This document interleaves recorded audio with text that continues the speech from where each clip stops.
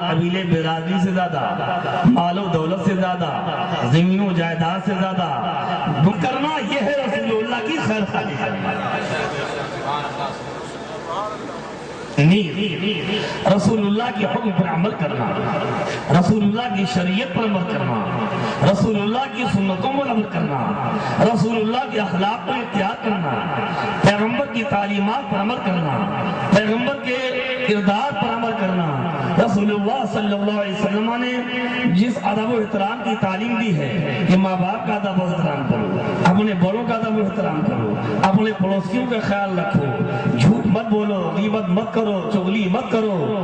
پھر رسول اللہ نے جن چیزوں کا کرنے کا حکم دیا ہے ان کو کرنا، اور رسول اللہ نے جن چیزوں سے منع فرمایا ہے اس سے اپنے آپ کو بچا لینا، یہ ہے رسول اللہ کی خیر خواہی کرنا۔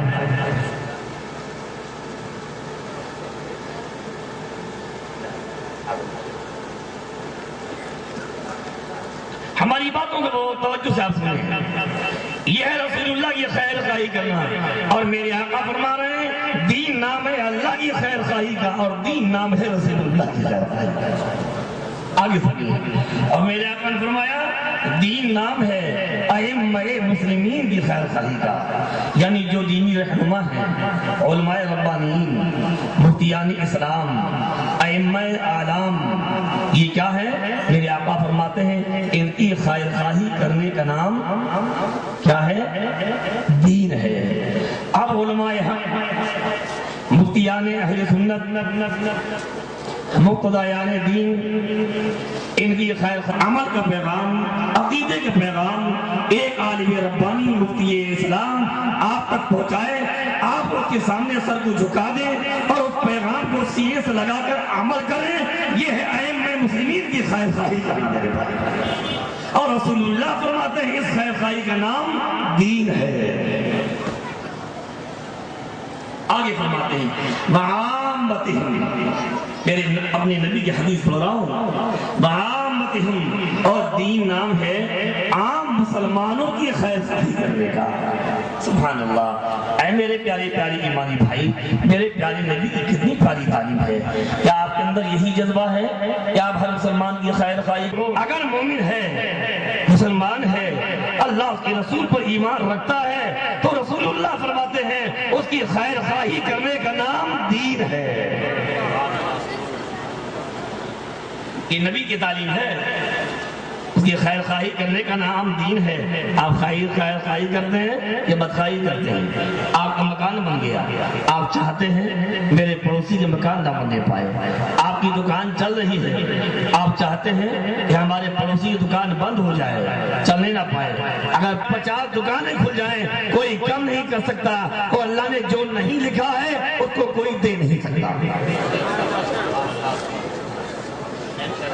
آپ کا تصور یہ ہونا چاہیے۔ تو نبی فرماتے ہیں کہ دین نام ہے مومن کی خیر خواہی کرنے کا۔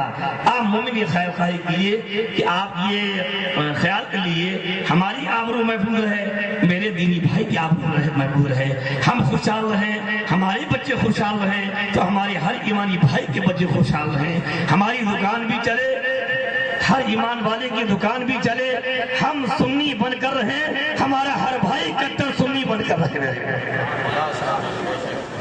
ہم سلام پڑھتے رہے، ہمارا ہر بھائی سلام پڑھتا رہے، ہمارا ایمان سلامت رہے، ہمارے ہر بھائی کا ایمان سلامت رہے، اپنے کردار سے، اپنے مال سے، اپنی دولت سے، اپنی گفتگو سے کسی بھی طرح کسی مومن کو نقصان نہ پہنچائیں، اور مال سے، دولت سے، گفتگو سے، طاقت سے جس انداز میں آپ ایمانی بھائی کو فائدہ پہنچا سکتے ہیں آپ خیر خواہی کیجئے، فائدہ پہنچائیے۔ رسول اللہ فرماتے ہیں اس کا نام دین ہے۔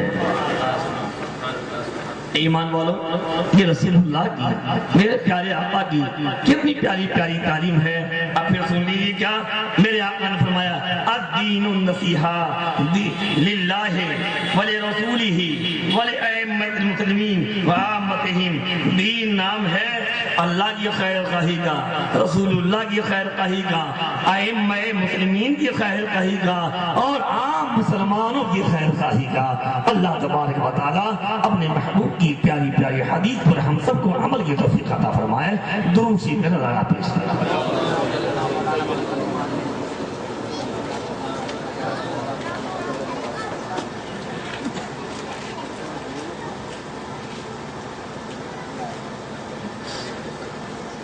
حدثنا مسدد قال حدثنا يحيى عن اسماعیل قال حدثني قیس بن ابی حازم عن جرير بن عبد الله البجلی قال ابن عبداللہ بجلی رضی اللہ تعالیٰ عنہ سے روایت ہے، یہ میرے سرکار کے بڑے مقدس صحابی ہیں اور میرے آقا کی وصال سے تقریباً 6 مہینہ پہلے آپ اسلام لائے۔ بڑے حسین و جمیل صحابی تھے، قد اتنا لمبا تھا کہ جب کھڑے ہوتے تھے تو آپ کا سر اونٹ کے کوہان تک پہنچ جاتا تھا۔ جب ایک بھائی سو رہے ذرا جگائیے بغل میں، اور ادھر دیکھیے پیچھے کہاں دیکھ رہے، آپ ہی سو رہے تھے۔ ایک بات مشید پڑھیے سرکار بات صلی اللہ علیہ وسلم، صلاۃ و سلام علیک یا رسول اللہ۔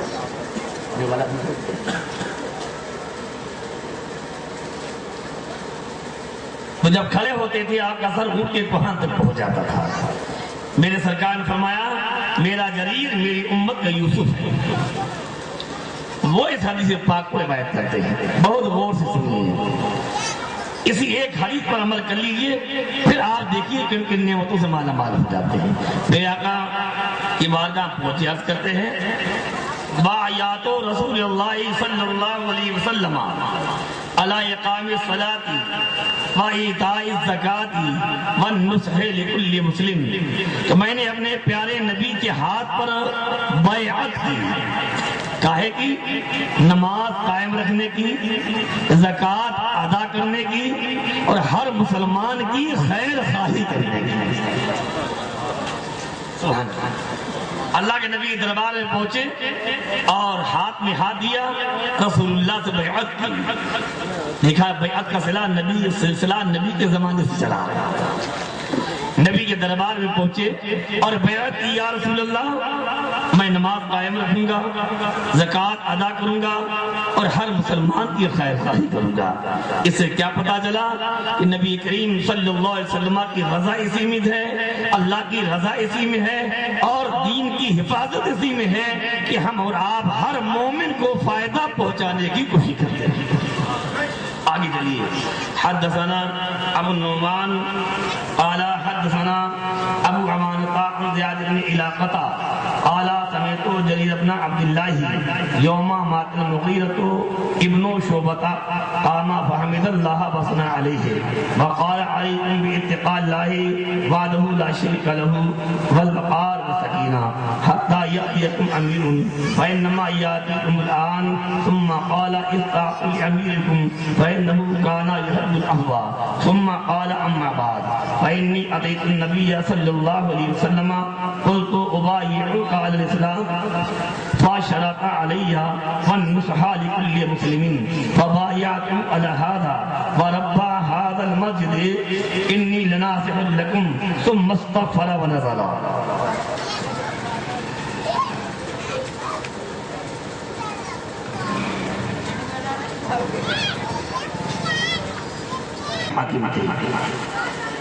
فحمد اللہ وَأَثْنَى عَلَيْهِ، تو آپ کا انتقال ہوا اور حضرت جریر ابن عبداللہ رضی اللہ تعالیٰ عنہ وہاں پر حاضر تھے۔ آپ نے منبر پر کھڑے ہو کر خطبہ دیا، اللہ کی حمد و ثنا کی، اور کی بات فرمایا علیکم باتقاء اللہ وحدہ لا شریک لہ، تم پر اللہ وحدہ لا شریک سے ڈرنا لازم ہے اور وقار اور سکون کو اختیار کرنا لازم ہے، حتی یأتیکم امیر، یہاں تک کہ تمہارا امیر آ جائے۔ فَإِنَّمَا يَأْتِيكُمُ الْآنَ، اور وہ ابھی آ جائے گا۔ آپ نے یہ خطبہ دیا تاکہ عوام میں کسی طرح کا کوئی انتشار برپا نہ ہونے پائے۔ فرمایا استعفوا لأمیرکم، اپنے امیر اپنے حاکم کے لیے مغفرت اور معافی چاہو، دعا کرو۔ فَإِنَّهُ كَانَ يُحِبُّ الْعَفْوَ، اس لیے کہ وہ عفو درگزر معافی کو پسند کرتے تھے۔ پھر اس کے بعد حضرت جریر بن عبداللہ نے فرمایا اما بعد فَإِنِّي أَتَيْتُ النَّبِيَّ صلی اللہ علیہ وسلم، میں اپنے آقا کی بارگاہ میں حاضر ہوا۔ اے مسلمانوں ذرا غور کرو، آج اس میں جو بیٹھے ہیں جانے کتنے وہ بیٹھے ہوں گے جو اپنے مشائخ سے اور پیروں سے مرید ہوں گے، وہ بھی ذرا ذرا ہماری بات پر غور کریں کہ ہاتھ دینا لوگوں نے آج ایک رسم سمجھ لیا ہے. اپنے نام کیا کے لیے میں قادری، چشتی، نقشبندی، سوربندی، رضوی، برکاتی، بقائی، رحمانی. اے میرے بھائی، صرف زبان سے کہہ دینے سے اور قلم کی لکھ دینے سے کچھ نہیں ہوتا. آپ اس پر غور کریں اس بیعت کا ہمارے باطن میں کچھ اثر ہے یا نہیں. میری گزارش اگر نہیں ہے تو توبہ کر کے اثر قائم کرنے کی کوشش کریں. تو سرکار عرض کرتے ہیں میں سرکار کی بارگاہ میں حاضر ہوا. بہت غور سے حدیث پاک کو سنے. تو میں نے اپنے پیارے آقا کی بارگاہ میں عرض کیا ابایعک علی الاسلام. اے میرے پیارے سرکار، میں اسلام پر آپ سے بیعت کرنا چاہتا ہوں کہ میرے سرکار یہ بیعت کرنا چاہتا ہوں کہ میں مرتے دم تک اسلام پر قائم رہوں گا. آگے سنیے. فَشَرَطَ عَلَيَّ وَالنُّصْحَ لِكُلِّ مُسْلِمٍ. جب نبی سے عرض کیا یا رسول اللہ میں آپ کے ہاتھ پر بیعت کرنا چاہتا ہوں، تو حضرت جریر ابن عبداللہ کہتے ہیں فَشَرَطَ، تو رسول اللہ نے یہ شرط لگا دی کہ اسلام پر بیعت کرو اور ہر مسلمان کی خیر خواہی کرنے کی بیعت کرو.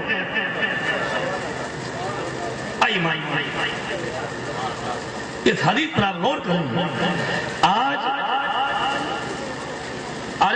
کا ماحول آپ دیکھ، میں تو یہ کہتا ہوں محترم، اگر مومن کی آپ خیر خواہی نہیں کر سکتے ہیں تو کم از کم بدخواہی تو مت کیجیے. آپ ذرا غور کیجیے اہل سنت آج اس انتشار کے شکار ہے. آج جو انتشار اہل سنت میں ہے شاید وہ کہیں آپ کو دکھائی نہیں دے گا.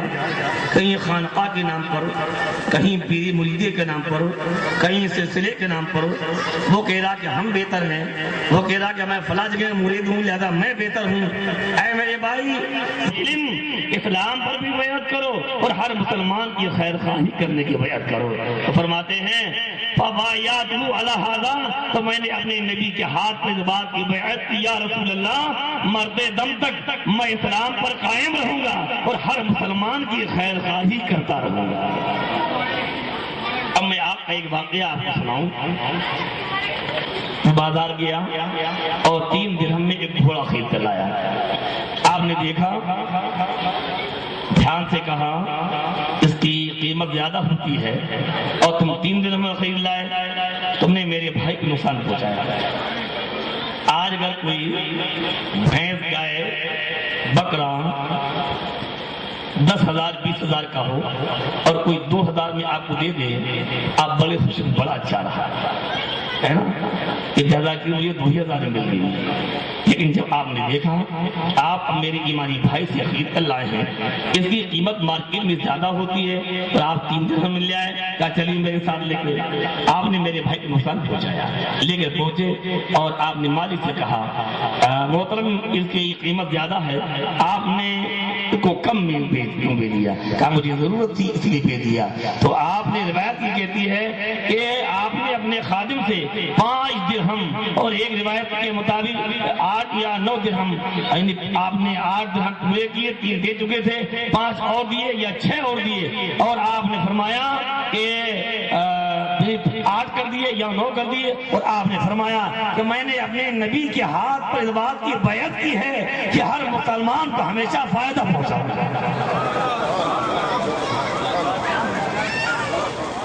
ایمان والو، یہ حدیث پاک کتنی پیاری حدیث پاک ہے. اگر اس پر ہم آپ سب عمل کر لیں، ہم یہ کوشش کریں کہ ہم بھی نمازی بنیں اور خیر خواہی کر کے اپنے ہر دینی بھائی کو نمازی بنائیں. ہم اپنے چہرے پر رسول اللہ کی سنت کو آباد کریں اور اپنی ایمانی بھائیوں کی خیر خواہی کر کے ان کو بھی سنت کی تعلیم دیں. ہم سنت پر قائم رہیں، اپنے بھائیوں کو سنت پر قائم رہنے کی کوشش کریں. ہم بد مذہبوں سے اپنے آپ کو بچائیں، اپنے بھائیوں کو بچانے کی کوشش کریں. ہم اپنے گھر میں پردے کو قائم کریں اور اپنے بھائیوں کو پردے کی تعلیم دیں. ہم خوشحال رہیں، ہم اپنے بھائی کو خوشحال رکھنے کی کوشش کریں. آپ یہ نیت کریں گے تو خوشحال کر دینا تو اللہ کا کام ہے، لیکن اس نیت پر اللہ آپ کو ثواب عطا فرمائے گا.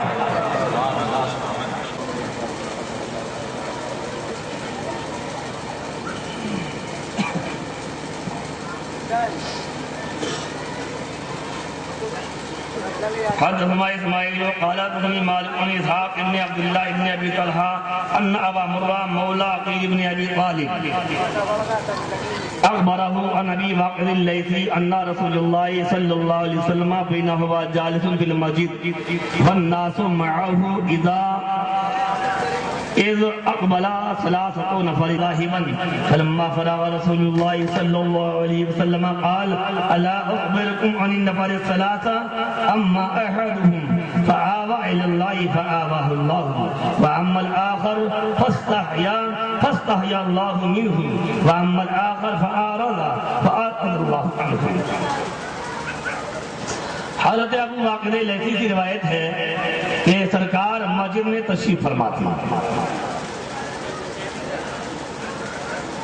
والناس معه اور لوگ سرکار کے ساتھ تھے۔ ابھی لوگ آئے ہیں، بیٹھ جائیں ذرا، ہے نا، تشریف رکھیے۔ سبحان اللہ سبحان اللہ۔ اللہ تمام حاضری کی حاضری قبول فرمائے اور میرے پیارے نبی کی احادیث کے ذکر کی برکتوں سے میرے جتنی ایمانی بھائی اس کو منا رہے ہیں، یہاں پر حاضر ہیں، اللہ سب کی حاضری خدمت کو قبول کرے اور دونوں عالم کی نعمتوں سے اللہ سب کو مالا مال فرمائے، سب کی مشکلیں اللہ حل فرمائے، مصیبتوں سے نجات بخشے، اللہ سب کی تمام جائز تمنائیں مرادیں پوری فرمائے، سب کو دونوں عالم کی خوشیوں سے مالا مال فرمائے۔ میرے سرکار مسجد میں تشریف فرما تھے اور لوگ یعنی صحابہ میرے نبی کے ساتھ تھے۔ اس اقبلا ثلاثۃ نفر، اچانک 3 لوگ سرکار کے سامنے سے گزرے۔ فاقبل اثنان الی رسول اللہ صلی اللہ علیہ وسلم، 2 تو سرکار کی طرف آگے، وذهب واحد اور ایک چلا گیا۔ حدیث کو غور سے سنیے گا۔ راوی کہتے ہیں فوقفا علی رسول اللہ، تو وہ دونوں سرکار کے سامنے کھڑے ہو گئے۔ فاما احدهما فرآ فرجۃ فی الحلقہ فجلس فیہا، تو ان میں سے ایک نے اس حلقے میں گنجائش دیکھی، اس میں بیٹھ گیا۔ واما الاخر فجلس خلفہم، دوسرا وہ پیچھے بیٹھ گیا۔ واما الثالث فادبر ذاہبا، اور یا تیسرا تو وہ پیٹھ پناہ دے دی۔ ان میں سے ایک نے اللہ کی پناہ لی تو اللہ نے پناہ دے دی۔ یہ جملہ بڑا قابل غور ہے۔ دیکھو وہ بیٹھا تھا آ کر نبی کی مجلس میں، آ کر بیٹھا نبی کی مجلس میں، اور نبی کہہ رہے ہیں کہ اس نے اللہ کی پناہ لی اور اللہ نے پناہ دے دی۔ کیا پتا چلا کہ نبی کی پناہ میں آ جانا یہ اللہ کی پناہ میں آ جانا ہے، اور نبی کا پناہ دے دینا یہ اللہ کا پناہ دے دینا ہے۔ سبحان اللہ سبحان اللہ۔ اس کے بعد سرکار نے فرمایا وَأَمَّا الْآخَرُ، رہ گیا دوسرا جو کچھ حیا کر رہا تھا اور پیچھے بیٹھ گیا تھا۔ فرماتے فَاسْتَحْيَا، تو اس نے کچھ مجھ سے حیا کیا۔ بے ادبی کی نیت نہیں تھی، شرم و حیا سے آگے بڑھنے کی ہمت نہیں پڑی۔ فرماتے فَاسْتَحْيَا اللَّهُ مِنْهُ، اس نے مجھ سے حیا کی تو اللہ کی رحمت عذاب دینے میں اسے حیا کرے گی۔ سبحان اللہ سبحان اللہ۔ یہاں مسلمانوں میں چاہے کہتا ہوں بس نبی کی پناہ لے لو، نبی سے قریب ہو جاؤ۔ نبی سے قریب ہونا یہ اللہ سے قریب ہونا ہے، نبی کو راضی کرنا یہ اللہ کو راضی کرنا ہے، نبی کو خوش کرنا اللہ کو خوش کرنا ہے، اور نبی کے دامن سے لپٹ جانا اللہ کی پناہ میں پہنچ جانا ہے۔ اللہ تعالیٰ ہمیں آپ سب کو اپنے محبوب کا سچا چاہنے والا بنا کر زندہ رکھے اور اسی پر موت عطا فرمائے۔ آگے مولا نے فرمایا صلی اللہ علیہ وسلم وَأَمَّا الْآخَرُ، اور دوسرا جو چلا گیا تھا پھر کر فَأَعْرَضَ اللَّهُ عَنْهُ، اس نے وہ نبی سے پھر گیا، نبی سے اعراض کر کے چلا گیا، نبی سے پھر کر چلا گیا۔ فَأَعْرَضَ اللَّهُ عَنْهُ، تو اللہ کی رحمت نے اس سے اپنا منہ موڑ دیا۔ اس سے کیا پتہ چلا کہ نبی کی پناہ میں جانا اللہ کی پناہ میں پہنچنا ہے، اور نبی لا کر پھر نماز پڑھیے تو نماز نماز ہوگی، سجدہ سجدہ ہوگا، اللہ بھی راضی ہوگا، رسول اللہ بھی راضی ہوگا۔ سبحان اللہ سبحان اللہ۔ پڑھیے درود شریف۔